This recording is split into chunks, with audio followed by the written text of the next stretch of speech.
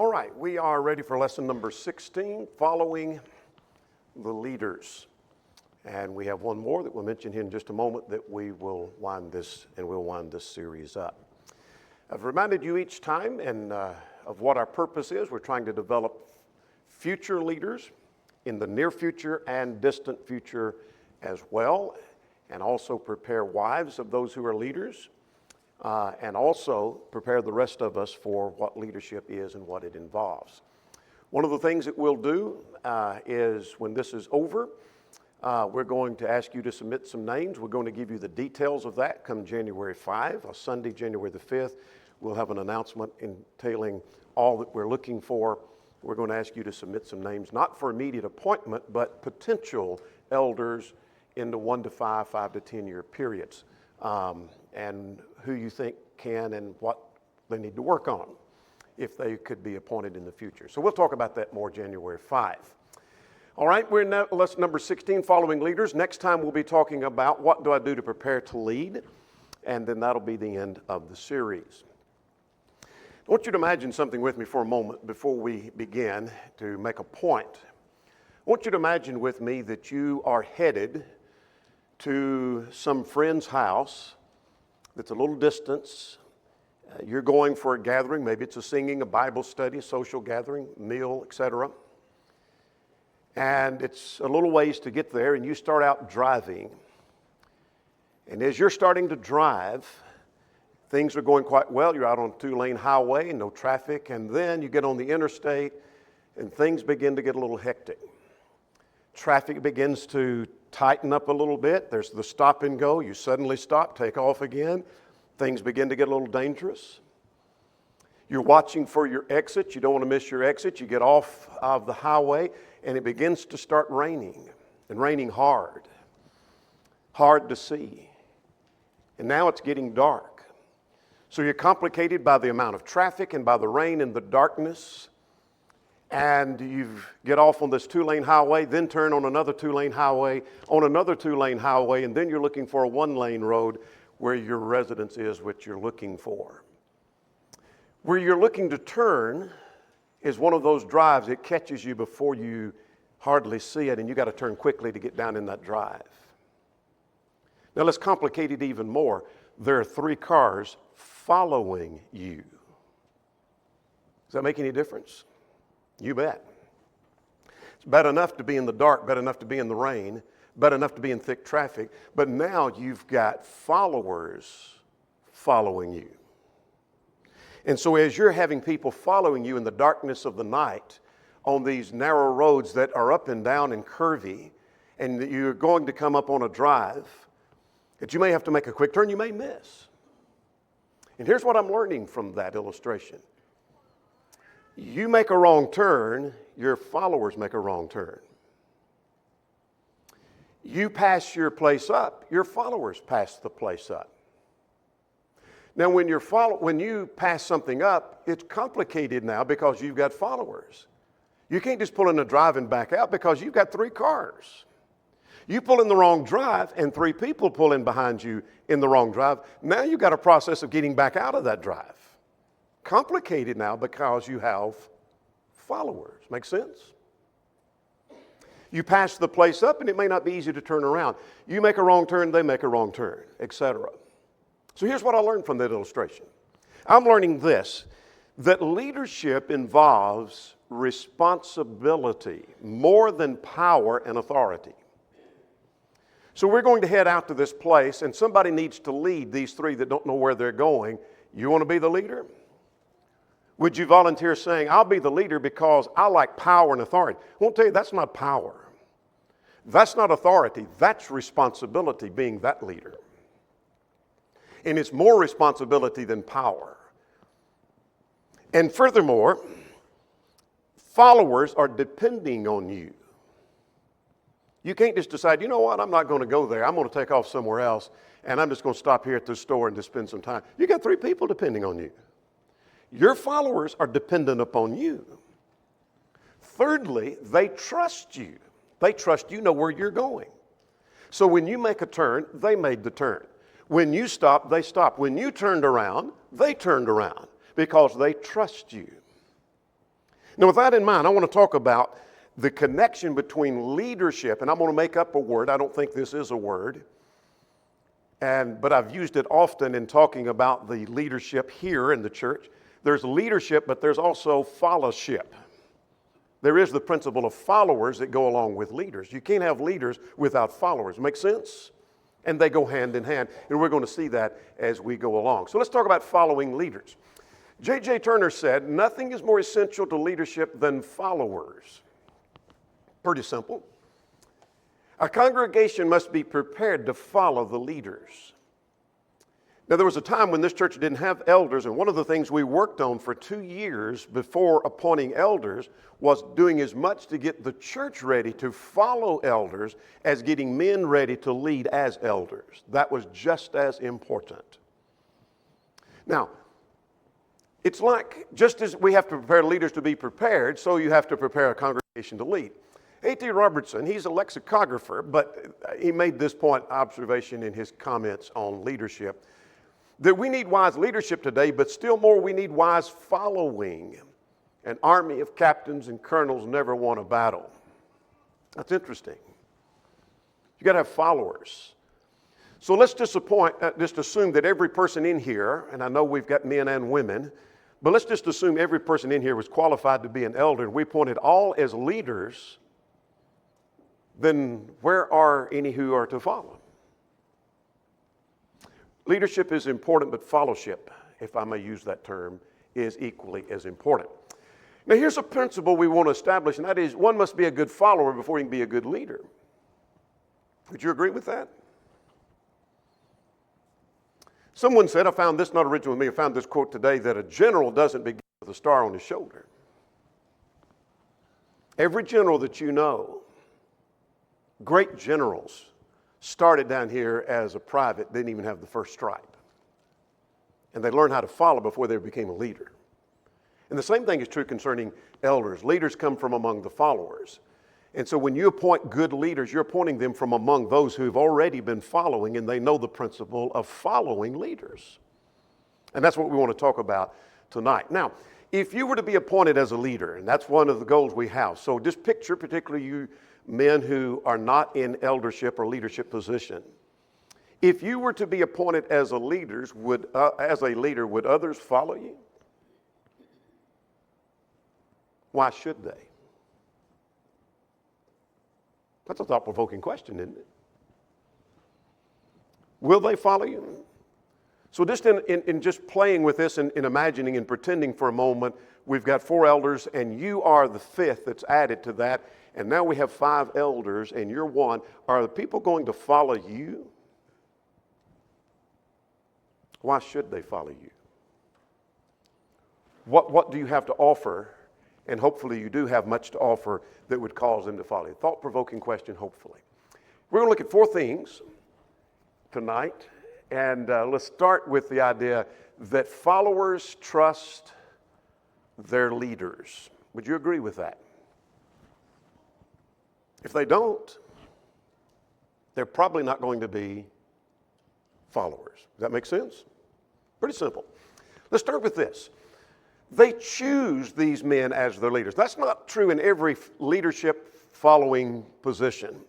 You may be in a company and you had nothing to do with choosing the president of the company or the new boss. Maybe the board selected that and you had no choice in the matter. But in the church, there is some connection there. Let's go to Acts chapter 6. In Acts chapter 6, while this is not talking about elders, I will recognize that. I think Acts 6 sets forth a precedent for choosing men to serve in some capacity, an official capacity in the church, and that is the apostles who were in authority, because they're apostles, asked the church to do what? You look out among you and you choose, and I'm paraphrasing, you choose the 7 men. Here are the qualifications, but you, the church, do the choosing, and then we, the apostles, will appoint them. Does that make sense? Now that's the principle we followed in appointing elders and deacons here. So what the point is that selecting leaders involves the group selecting them. So that doesn't mean every single person was behind John Doe, who's been appointed as an elder, but as a group, this group selected these men. That we chose these men to be our leaders. Those who identify with the group. So suppose we've already selected elders, and then here comes somebody and said, I want to be a part of this group, and they want to place membership. When they do that, they are willingly submitting to those leaders, and they chose them by identifying as being our leaders. That makes sense? So basically, every person in that group have chosen these men to be their leaders. So we're focusing on the idea of trust. Now let's turn to 1 Thessalonians 5:13. In 1 Thessalonians 5, we don't want to begin just at verse 13 because that picks up in the middle of a thought. But in chapter 5 in verse 12, he mentions elders. The word elder is not used there, but we admonish you to recognize those who labor among you and who are over you in the Lord. That has to be elders, and admonish you.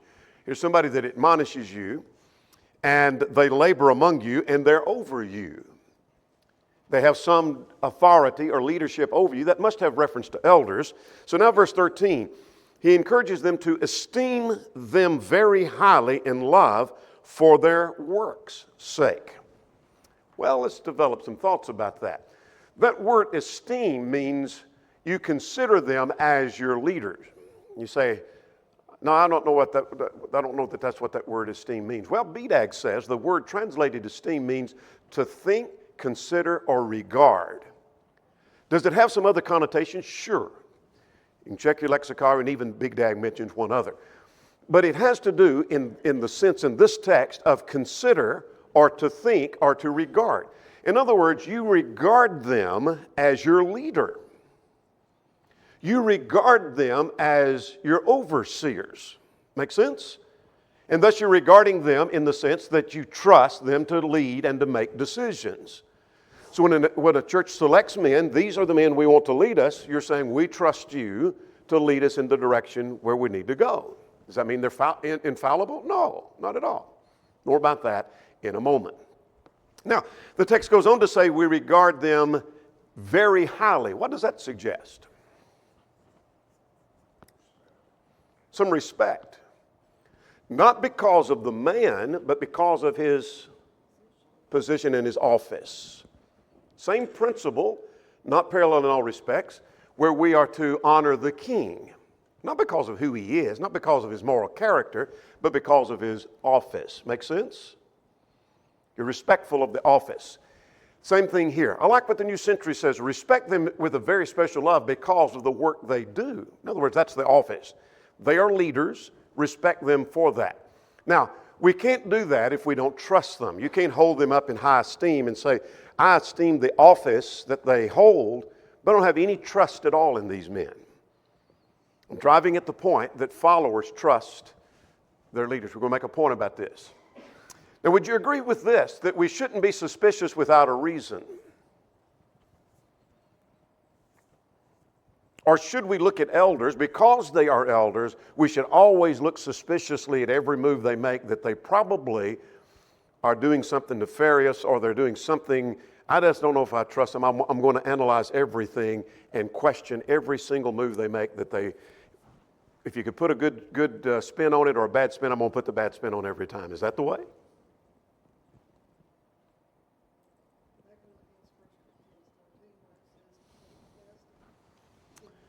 All right, very good. Diane said it goes against 1 Corinthians 13:7. And that's true. Love gives the benefit of the doubt, believes all things. That's what that means. Some translations will render that a little looser, saying gives the benefit of the doubt. And that's a good commentary on that. And so if you love somebody, you give them the benefit of the doubt. It's like the trust we have for our mates. We trust our mates to be faithful to us.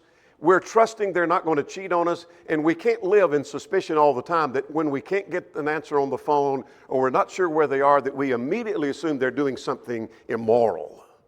That's not much of a marriage, is it? You give them the benefit of the doubt. Same thing is true with leaders. So you would never doubt unless there's good reason for that. Now, here's the question.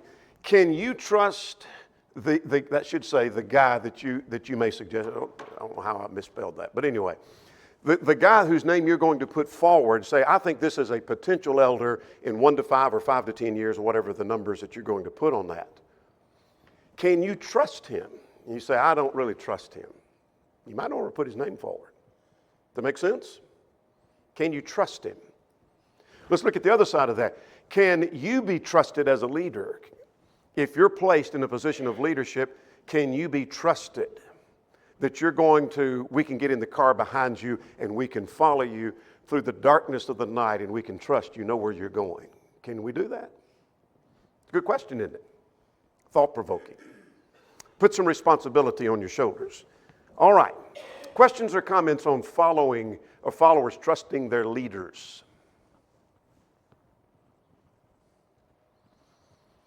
This is not only a lesson of what followers need to do, this is a lesson on leaders need to understand what followers are doing. Does that make sense? So let's go back to the car following out through the darkness and the rainy night. If we were giving instructions, which seems oversimplified, but if I was going to those 3 cars following, now your job is to follow the leader. But really, the point is that we're trying to learn is from the leader's standpoint, you got 3 people following you. Don't forget that when you change lanes and when you turn around and when you make a quick turn. Remember that. Make sense? All right, let's go further. Second point. Let's talk about how followers willingly submit to leaders. Would you agree with that? If they're true followers, they willingly submit to the leadership.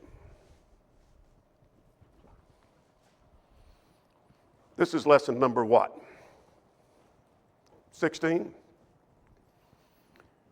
Same rule we had at the beginning. Up and down's yes, and back and forth is no. I got it. All right.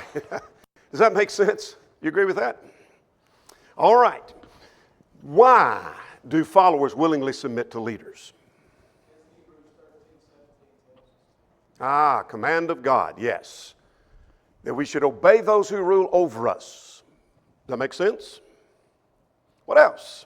I'm going to list some reasons here. Do you have another reason?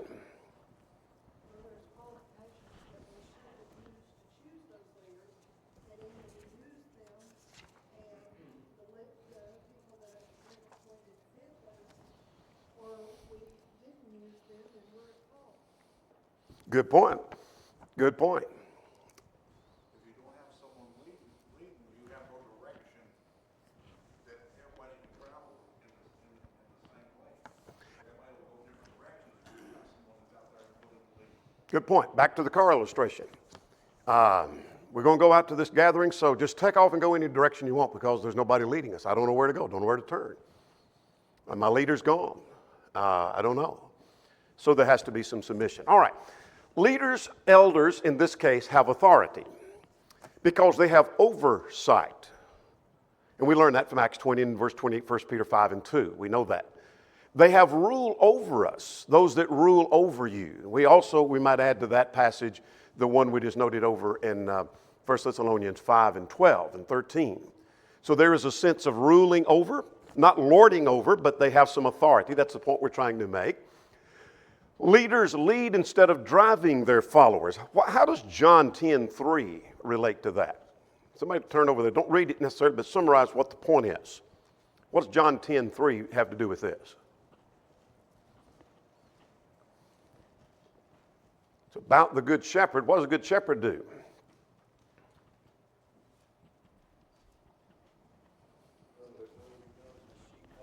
Yeah, the sheep follow him. He leads. Nothing said here about him driving the sheep, but he calls them and they lead him. And so they willingly submit because he's leading instead of driving. That's also essential to unity. Any passage on being of one mind, one accord, that's some of these passages here in Acts, are being united. Philippians 2 and in verse 2. All of those Bible principles of unity, we can't have that unless we willingly submit. Furthermore, as just mentioned a moment ago, God demands that, Hebrews 13 and in verse 18. And if we don't submit, you can use the comments on the screen or maybe you've got some more. If we don't submit to the leaders willingly, what do we got? Say again? We've got rebellion, chaos, people doing what they want, We had that in Numbers 16, 1 Samuel 15, going your own direction without that rebellion is as witchcraft. Is there ever an exception?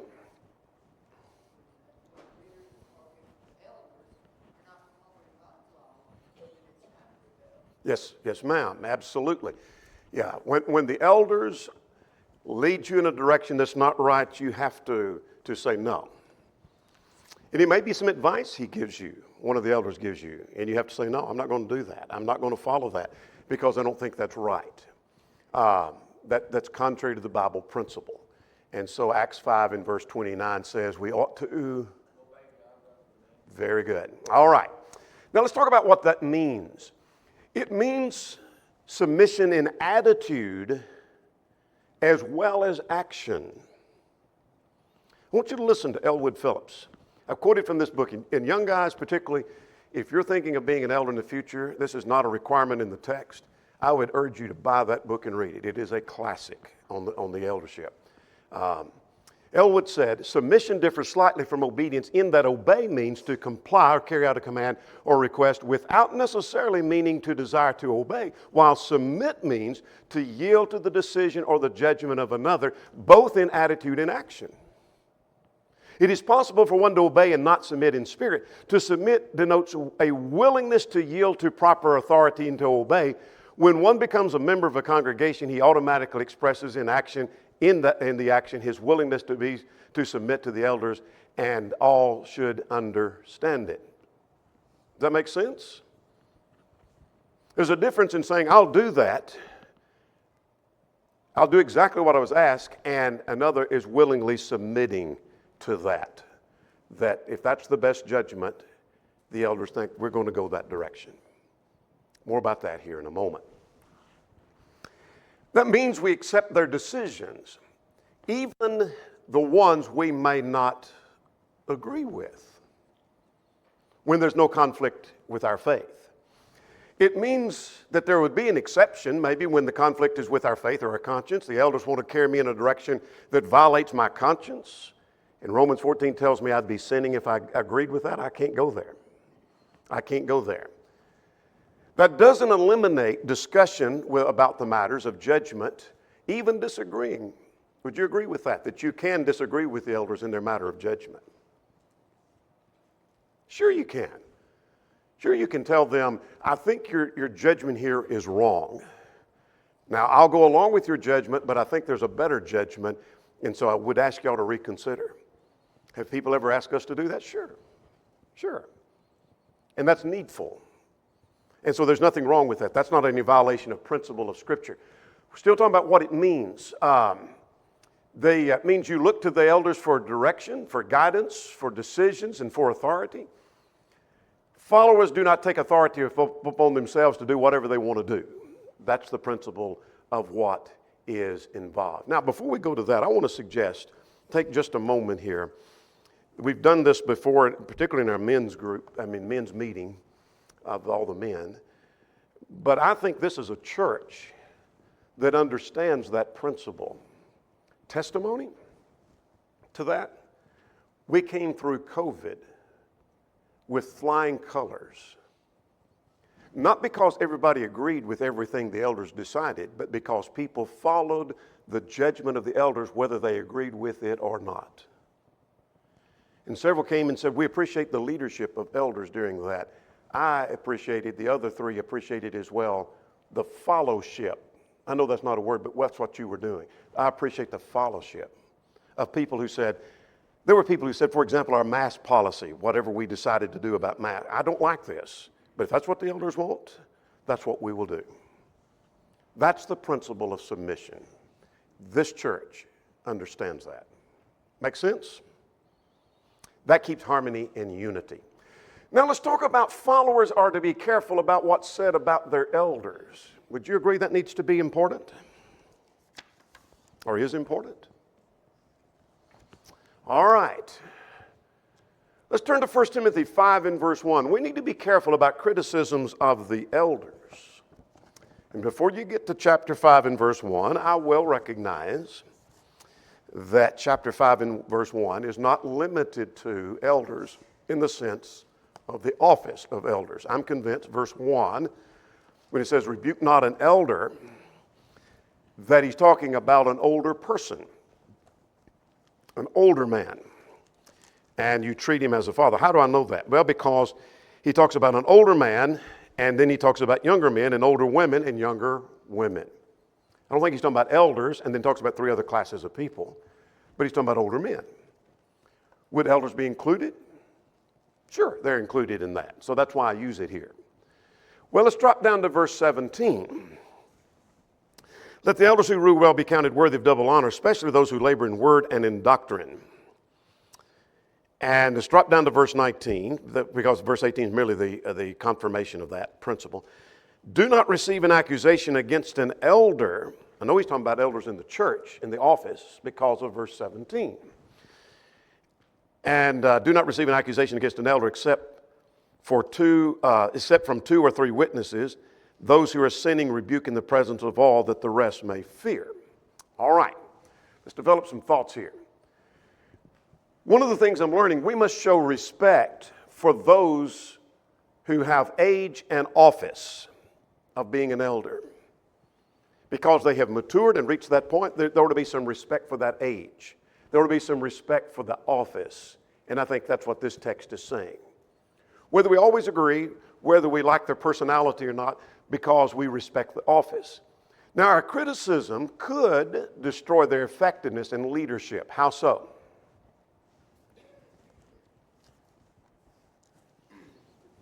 Damage the reputation. Things might be said. Well, I know elders have to make hard decisions, and sometimes those people might get angry and start something, but it would cause other people maybe to see the elder differently. All right. It may make somebody decide they don't want to follow the leadership on judgment calls. And so you're critical, but you're going to follow it. May make somebody else think they don't want to follow. Look at Proverbs 12:18. We're not going to read all of these Proverbs. Proverbs 12 and in verse 18. There's one who speaks like the piercing of a sword. In other words, you can speak in a way that your words are like taking a sword and cutting and hurting. And we could do that to the eldership. We could cut the legs out from under the eldership by the things we have to say. Are elders beyond criticism? No, that's not the point. But we could cut the legs out from under them by constant criticism of what they do. Now, so before I criticize, I need to make sure I understand some things. I need to make sure I understand what they're doing, what they're not doing, and why they're doing what they're doing and why they're not doing what they're doing. How could I find that out? Asking some questions. That's often not done. We start the criticism before we even get all the data in. We haven't asked any questions. Why did y'all cut out Brother So-and-so's support? Why did y'all cancel that meeting? Did y'all cancel the meeting? Did y'all cut out that support? The rumor may not be true. You see, does that make sense? Get all the information first before we start criticizing. Now, if criticism is to be made, how do we go about doing that? I'm not saying don't ever make criticism.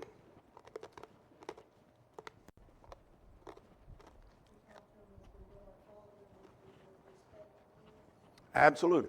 Talk to him like you would your father. Let's go back to 1 Timothy 5 and verse 1. Now, again, I know this is talking about an older man. But do not rebuke an older man, but exhort him as a father. Can you rebuke someone older? I have. I've done that. I've taken men who were the age of my dad, that distance between me and them when they were in sin, but you go at it a little different than you do somebody 20 years younger than you. A little bit different. And you make an appeal to them. And show respect, and it'll go much further. That's the point to be made. Now let's go to verse 17 to 19 now, particularly verse 19. Don't listen or believe accusations against an elder except under certain circumstances. Now, why is that true? Because if a careless charge is made, don't believe it. So you hear a charge against one of the elders. Don't believe that, but dismiss it unless what? Verse 19. 2 or 3 witnesses. It's well established. Does that make sense? Now, why is that important?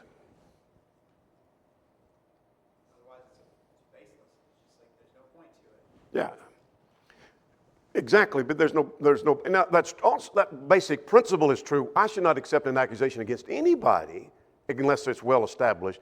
But why is it mentioned specifically with elders? Because of the role they have, they may become the subject of criticism more likely than someone else in the church, at least in connection with the church. And consequently, they could be undermined again and cut the legs out from under them. So don't accept that unless it be well established with 2 or 3 witnesses. And so that discourages hasty charges or personal grudges becoming big problems. Make sense? You want to add to that? Be very careful as we deal with our leaders now and in the future that we don't make charges without some basis for it. Well, let's finish this up and then we're going to go to our scenario. Let's talk about followers don't expect leaders to do their work for them. Would you agree with that? Let's talk about a misconception here. Too often followers expect their leaders to do the work for them. How so? You tell me.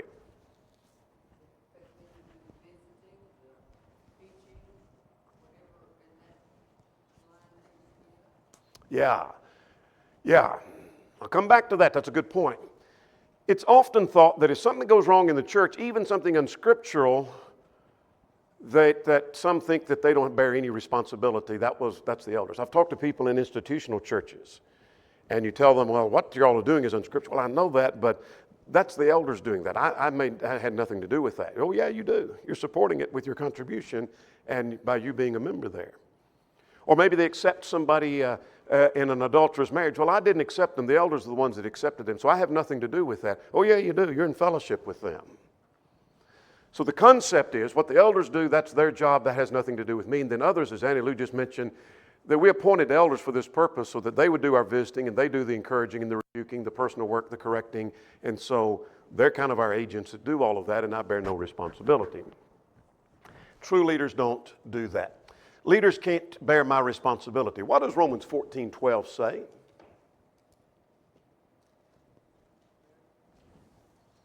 Bear you one another's burdens? No, I misquoted. Somebody else started quoting it over here. Yeah, everyone will give an account of himself to God in Romans 14:12. Well, same principle is seen in Galatians 5 or 6 in verse 5, 2 Corinthians 5. We must all appear before the judgment seat of Christ to receive the things done in our body. In other words, I give an account for myself. The elders are not giving an account for me. That's the point to be learned. So leaders can't do the work of the group. As one writer said, I looked at today, said coaches don't play the field, generals don't fight the whole battle, and the conductor doesn't play all the instruments. And so elders don't do everything that a church needs to be doing. So I'm just going to list a couple of the things here. That with or without elders, I still have to study. They don't do my studying for me. Now, the elders may study an issue out and say, we believe the church needs to do X, Y, Z because we believe that's what the scriptures teach. But I have a responsibility to search the scriptures to see if that's true. Am I going to agree with that? They've decided to accept this couple in their marriage. Is that scriptural? I need to study that for myself. They've decided to withdraw from somebody for this problem. Is that right? I need to study that for myself. Make sense? And see, with or without elders, I still need to teach. He said, well, the elders are very busy teaching. That's great. But you still have a responsibility, the things that you've learned, to teach that unto faithful men who should be able to teach others also. Make sense? I have the same responsibility to restore. Galatians 6 in verse 1, who is told to restore such a one in the spirit of meekness, considering yourself? Those who are spiritual. That's more than elders, isn't it? We ain't got much of a church if the elders are the only one that's spiritual. And so that's every faithful Christian. So regardless of elders or not, we have those responsibilities. Yes, ma'am.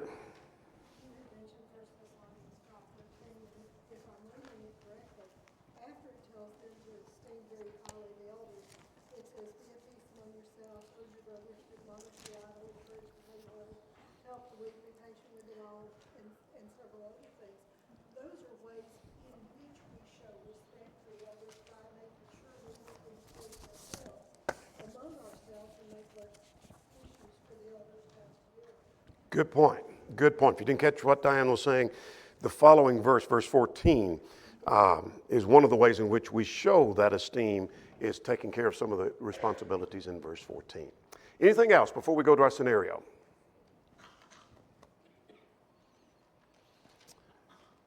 All right, let's go to our scenario now. Before we do that, does this make sense? That in talking about leadership, we've got to talk about followers, because without followers, there are no leaders, really. So it's like a ball team. You have a coach, we've elected a coach, but we've got no players. He ain't much of a coach. You can call him coach, but he ain't got nothing to coach. Got a general that all of his army quits. He ain't got an army. He ain't much of a general now, is he? Got to have followers. Same thing with elders. If followers are essential to leadership. So now that applies to all of us. Make sense? Anything to add? Let's go to our scenario for tonight. And that way we will be caught up, and we've got one more next time. This is a scenario where you're one of the elders and one of the members. The same principle would apply to several members. This member misses a lot of services, and when you ask where they are, he or she tells you, as maybe their family also says, they're having to work. And so you're concerned that this is making the member weaker and weaker, and so what do you do about it? How do you handle that? You've been watching this go on for a little while, and you're one of the elders, and you bear some responsibility because you watch. Let me say that again. You bear some responsibility because as an elder, you watch for their souls. There we go. If we didn't get that, we're not going to start this class over. All right, what do you do? You're one of the elders. Let's hear from some of the men who may be elders in the future someday. What would you do?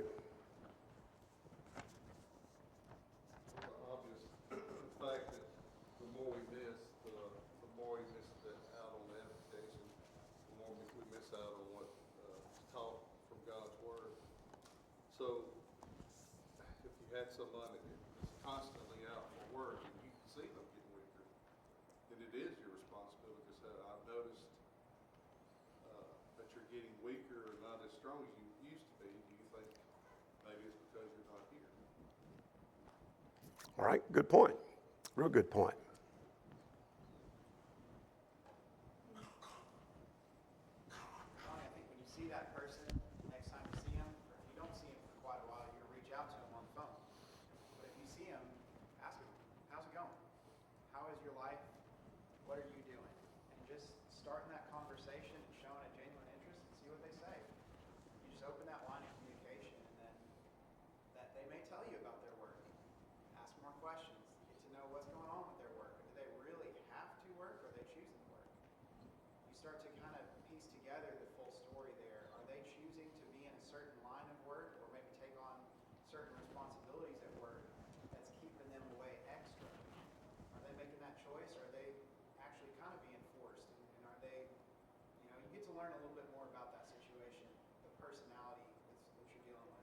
Good point. Good point. What would you do? You're one of the elders. These are good comments. We'll pull this all together in a moment.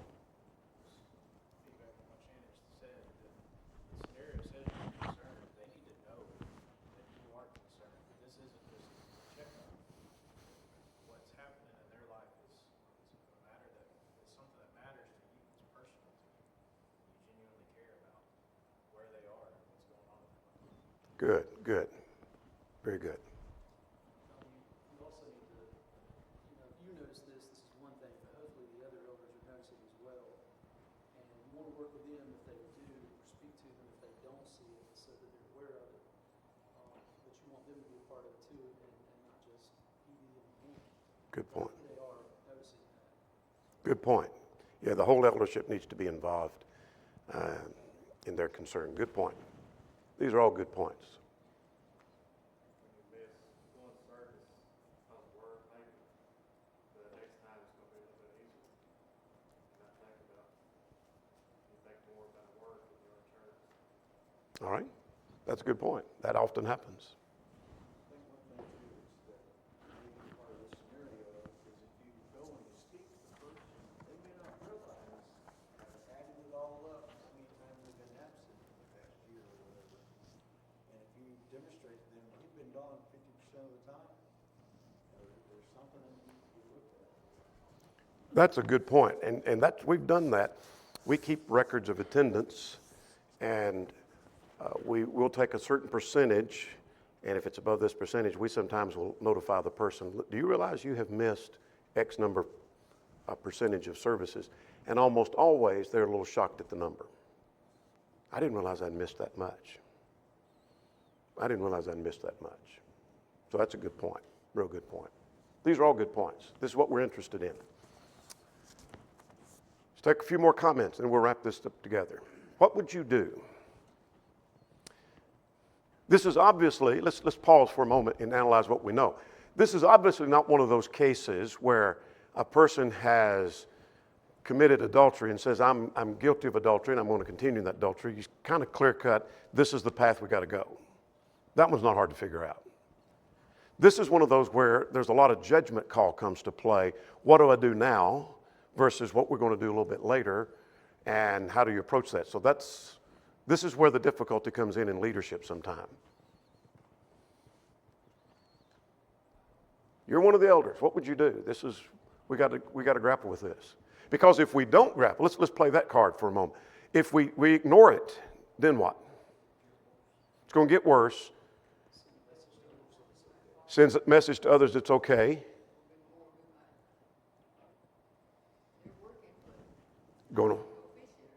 Yes. They're going to follow suit. And then when people have quit, it's going to be said, you elders did not, that we fell down. And we did, if that be the case. We did. All right, what would you do? How would you handle this? Maybe you've got a little different insight that's already been mentioned. That's good.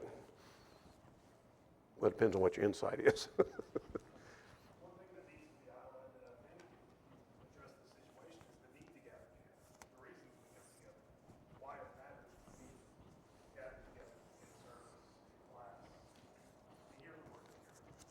Although I've had a lot in addresses eldership and the importance of public reading scripture, gathering together. Good point. Good point.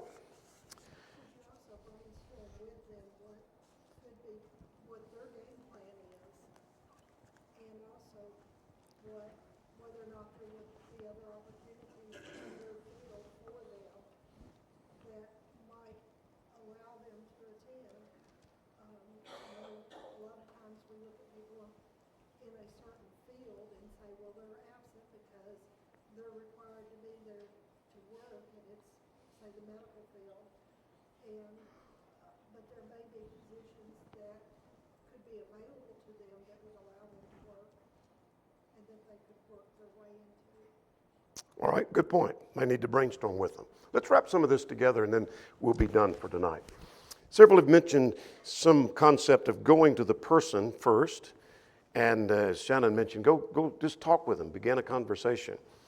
And but one of the things I would point out to them is that this is making them weaker and weaker and weaker, whether their absence is justified or not. At this point, I'm not concerned about whether it's justified. I'm not concerned about that. You say, well, you ought to be. Well, maybe so. But I usually tell, I don't care whether it's justified. Let's just assume it's justified. That every time you're missing, God approves of that. This is still making you weaker. And how do I know that? Well, Romans 10 said faith comes by hearing and hearing by the word. You're missing out on hearing the word. You're missing out on edification. You're missing out on worship. It's making you weaker and weaker and weaker as time goes on. I might go to the person and talk to them about their priorities. That there's a difference in having to work and volunteering to work. And there's a difference in that and not even asking, can I be off to worship? There's a big difference in those. And so talk to them about priorities. But here's the point I want to get at, and here's the lesson that we learn. Your job as an elder is watching for souls. And so there's little you can do at this point except warn and to teach and instruct. It may reach a point, it comes to discipline, but quite often when elders go at this point to talk to someone, the person may be quick to ask, are y'all going to withdraw? And what are you going to tell them as an elder, that first visit you have? I ain't going to talk about that because that's not on our radar. We're not even thinking in those terms. We hope we never make it to that point. We're here to talk about your soul, and we're here to talk about our concern for your soul. And beyond that, at this point, there may be a little more that we can do, but encourage and warn and see if we can turn this ship around. Make sense? Now, will it ever come to the point we have to take action? Sure, it may. Very well may, but not at this point. We're going to stop there, and we have one more scenario, and we'll be done with this series.